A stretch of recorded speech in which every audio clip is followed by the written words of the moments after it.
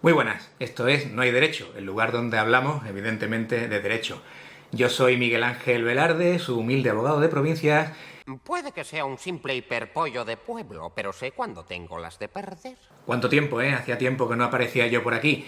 Y la verdad es que sí, había prometido seguir con el análisis de la Constitución, un análisis para que la gente lo entienda, asequible a todo el mundo, pero ocurren cosas y hay que comentarlas. Ocurren cosas interesantes, como por ejemplo que el Tribunal Constitucional ha declarado inconstitucional el primer decreto por el que se declaraba el estado de alarma. No todo, ya lo veremos. Ha declarado inconstitucional algunos de sus puntos y algunas de sus medidas.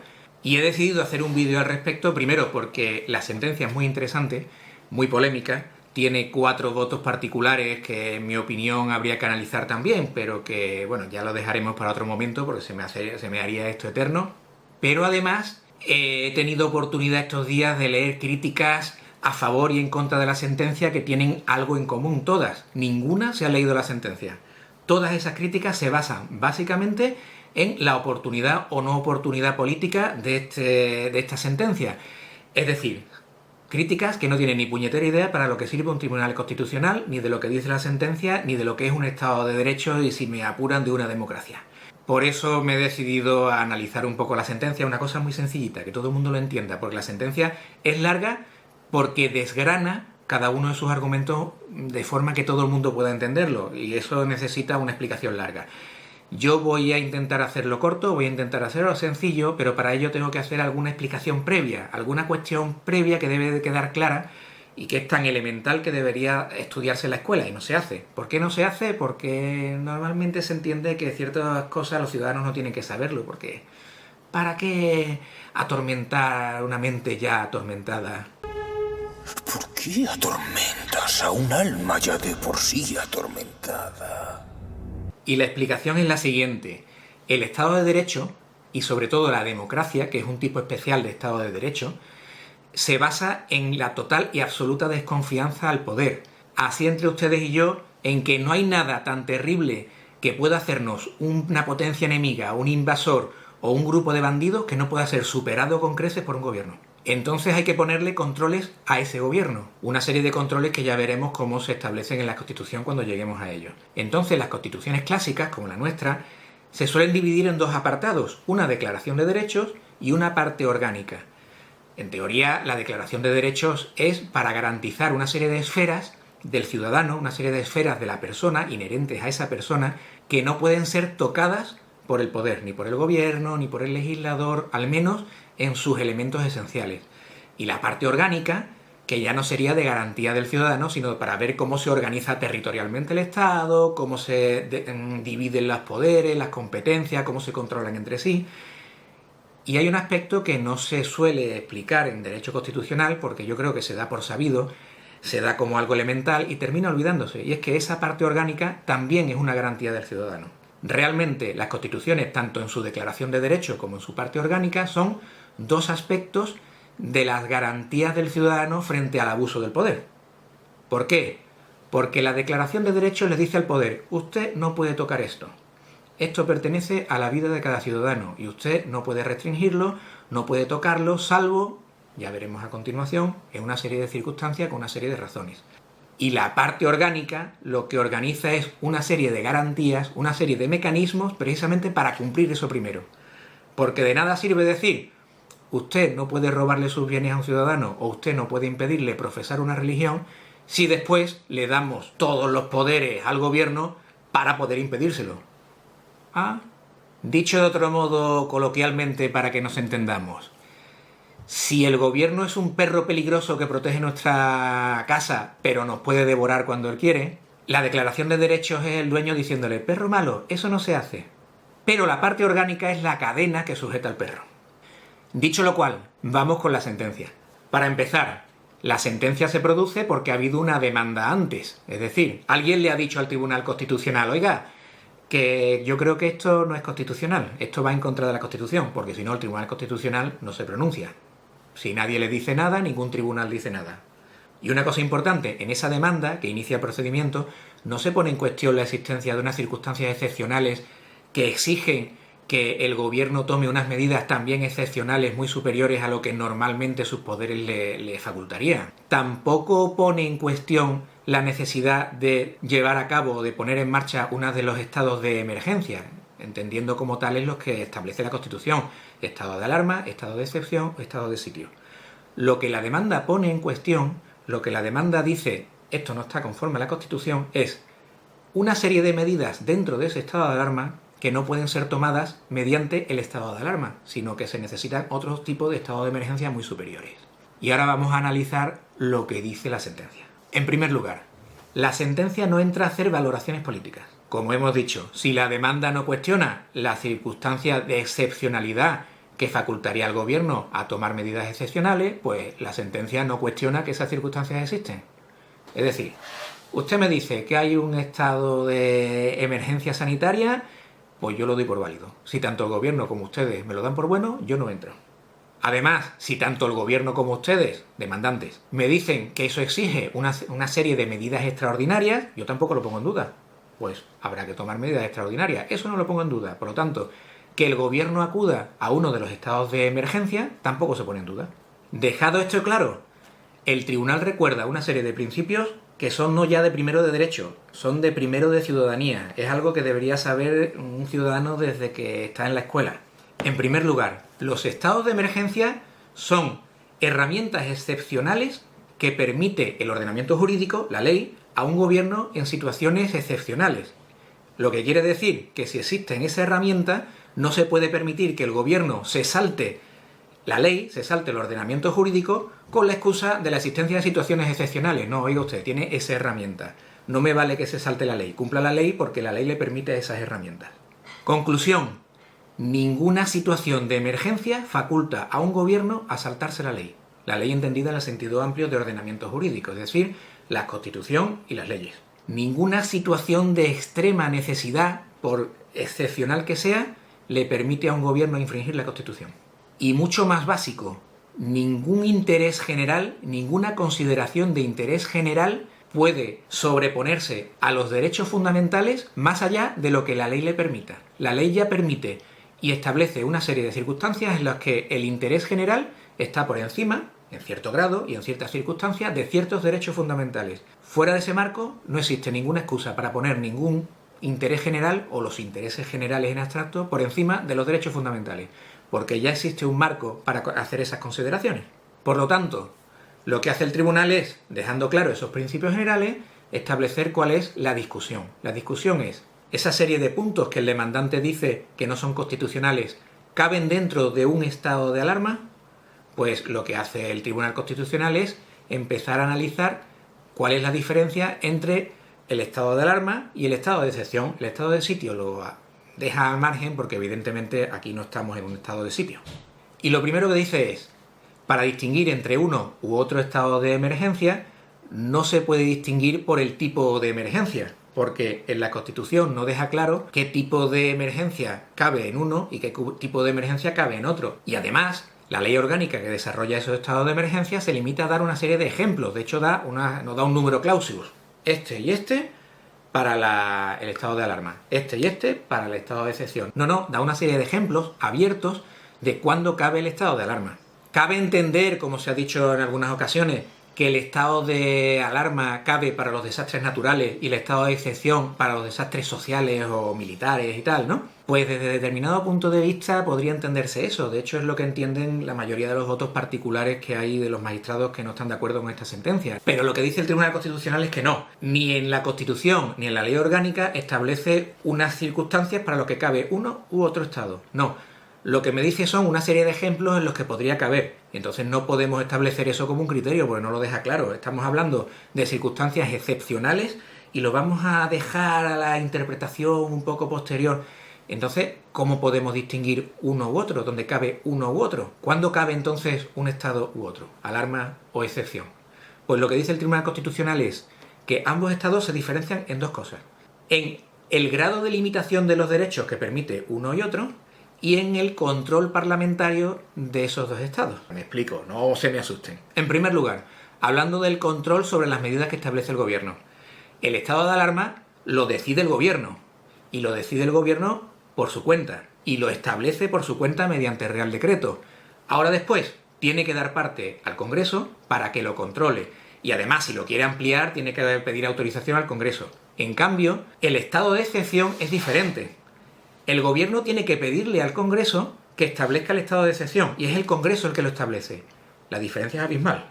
¿Y por qué? Y ahora vamos al segundo criterio. Porque el tipo de restricción de derechos fundamentales que permite uno y otro, y eso sí queda meridianamente claro tanto en la Constitución como en la ley orgánica que la desarrolla, sí son muy diferentes. Básicamente, lo que se diferencian es sobre el tipo de derechos fundamentales en que puede incidir uno y otro y, sobre todo, y es lo que dice el Tribunal Constitucional en este caso, el grado de afectación a esos derechos. Y esto es lo importante. Y aquí estamos hablando de terminología y de lo que significa cada palabra. El estado de alarma permite limitar derechos fundamentales y el estado de excepción permite suspenderlo. Y aquí es donde no están de acuerdo el Tribunal Constitucional y los votos particulares.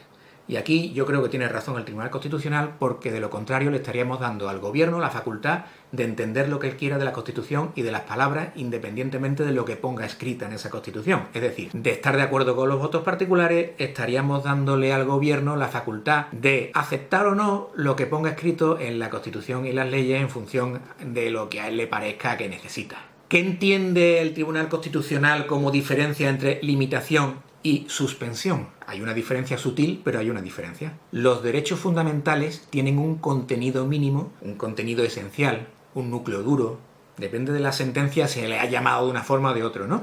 Es decir, unas características que lo hacen reconocible. Tú puedes recortarlo por un lado, recortarlo por otro, pero si tú le quitas ese núcleo y esencial de derecho, ya no existe ese derecho.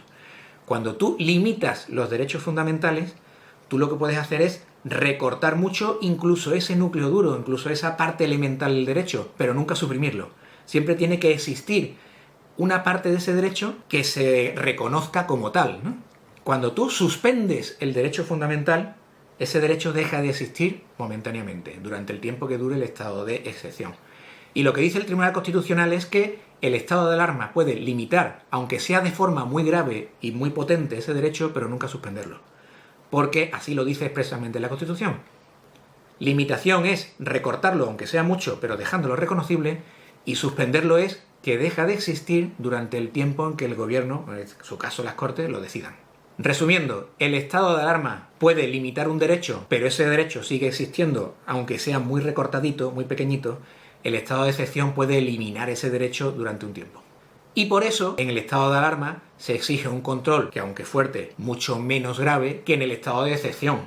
¿Qué dice además el Tribunal Constitucional sobre esos dos tipos de limitación de derechos? La total para el estado de excepción y la parcial para el estado de alarma. Que esa limitación debe ser proporcional, adecuada para el fin que se persigue.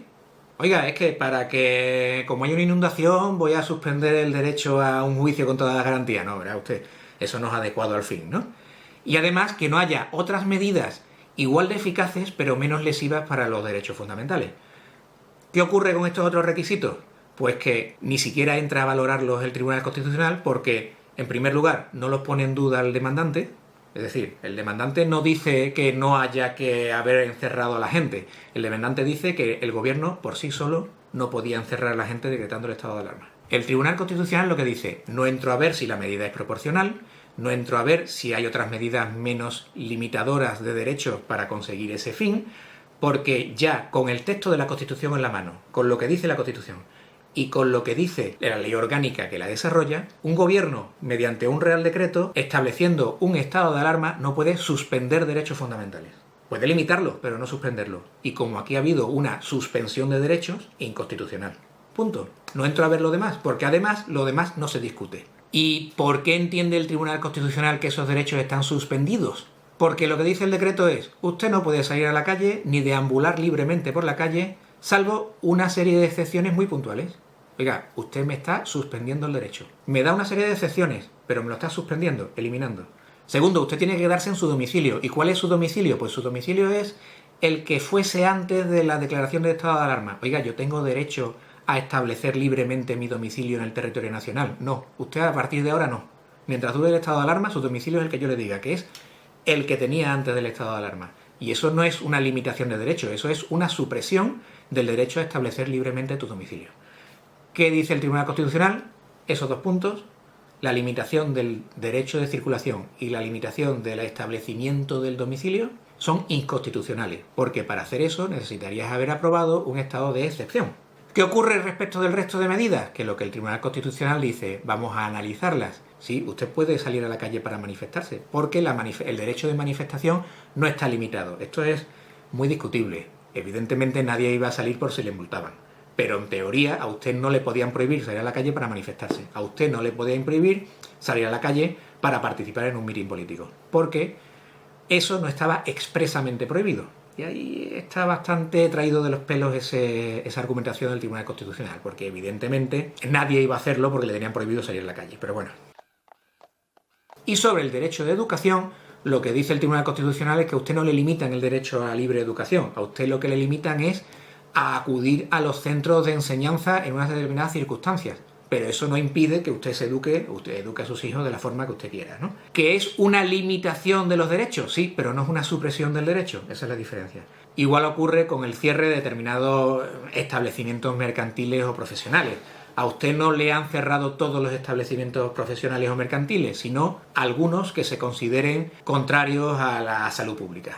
También es muy discutible, pero es lo que dice el Tribunal Constitucional. Respecto a los derechos de circulación y respecto a los derechos de la libre elección de domicilio, el decreto es inconstitucional. El resto, no. Y hay otra cosa más que declara inconstitucional. Y volvemos otra vez al control parlamentario. El decreto dice que el ministro de Sanidad puede coger y aumentar o modificar esas medidas. Oiga, si lo hace el ministro de Sanidad, el Congreso no se entera. Está usted escaqueándose, está usted sustrayendo del control del Congreso una serie de medidas que pueden empeorar la situación de los derechos fundamentales, así que no, eso es inconstitucional. Por su parte, los votos particulares básicamente inciden en que lo que tendría que haber visto, lo que tendría que haber estudiado el Tribunal Constitucional era las circunstancias que hacían posible ese estado de alarma, es decir, si había motivos de excepcional gravedad para tomar esas medidas, más que si cabía el estado de alarma o el estado de excepción.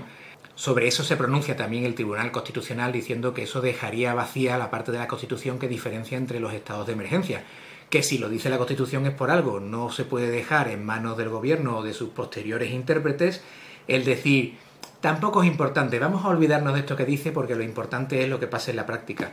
Porque eso sería tanto como derogar de facto artículos completos de la Constitución. Pero en eso se basan básicamente los votos particulares, es decir, oiga, es que era una situación de emergencia y no vamos a ponernos ahora quisquillosos con lo que diga la ley. Porque al fin y al cabo esa ley solo está para proteger los derechos de los ciudadanos. Y para eso está el gobierno, que lo protege mucho. El amo nos cuida, mi tesoro. El amo es mi amigo. De modo que, resumiendo, el Tribunal Constitucional no declara inconstitucional el decreto. No, porque la demanda no pide que se declare inconstitucional ese decreto. Lo que dice el Tribunal Constitucional es que algunas de las medidas adoptadas por ese decreto son inconstitucionales y por lo tanto son nulas. Si son nulas, nunca han existido. ¿Significa que como han sacado esa sentencia tarde ya cuando no están vigentes es simplemente una mera declaración así sin interés ninguno? No. Primero, es importante para interpretar posibles y futuros estados de emergencia. Segundo, y eso ya no lo dice el Tribunal Constitucional, pero es una cuestión lógica de derecho, todas las sanciones impuestas por unas medidas declaradas nulas son también nulas. Y al ser nulas no significa que se puedan eliminar, ¿no? Es que nunca han existido. Es decir, cualquiera al que le hayan puesto una sanción tiene derecho a que le devuelvan el dinero de esa sanción o que le resarzan por esas medidas. Y tercero, si esa medida de limitación de derechos fundamentales son nulas, a usted, ciudadano, le han limitado ilegalmente e ilegítimamente unos derechos fundamentales. Es una mala actuación de la administración, porque el gobierno no es más que la cabeza de la administración. Y usted tiene derecho a que se le indemnice por esa limitación ilegítima de derechos fundamentales. Yo ahí lo dejo. Por otra parte, un gobierno que tiene una serie de asesores jurídicos que además le advirtieron de la dudosa legalidad, dudosa constitucionalidad de esas medidas, ha tomado unas medidas que atentan contra los derechos fundamentales de ciudadanos. Y habría que acudir al Código Penal porque es posible que algo tuviera que decir. Yo ahí lo dejo también. Bueno, y eso ha sido todo por hoy. Espero que le haya sido interesante. Esta sentencia tiene mucho más que analizar y mucho más profundamente, igual que los votos particulares, pero en vez de ponernos en un vídeo de unos minutos nos pondríamos en vídeo de un par de horas. Así que he hecho un análisis muy somero y muy elemental de esa sentencia. Espero que les haya resultado útil, interesante, que estén de acuerdo o no, por lo menos les haya dado una base sobre la que discutir, más allá de las estupideces. Más allá de los argumentos que se están escuchando en prensa en estos últimos días. Y eso ha sido todo por hoy. Yo soy Miguel Ángel Velarde, su humilde abogado de provincia. Esto ha sido No hay Derecho. En breve seguiremos con vídeos que esperemos que les sean de su interés. Voy a intentar seguir desgranando la Constitución para que sepan lo que dice y lo que es, los derechos y obligaciones que tienen, el marco jurídico en el que se mueven, las reglas de convivencia de nuestro país. Y en breve volveré a por más. Si les ha gustado, suscríbanse, denle a me gusta. Si no les ha gustado, pues háganmelo saber también. Y muchas gracias por aguantarme hasta aquí. Adiós.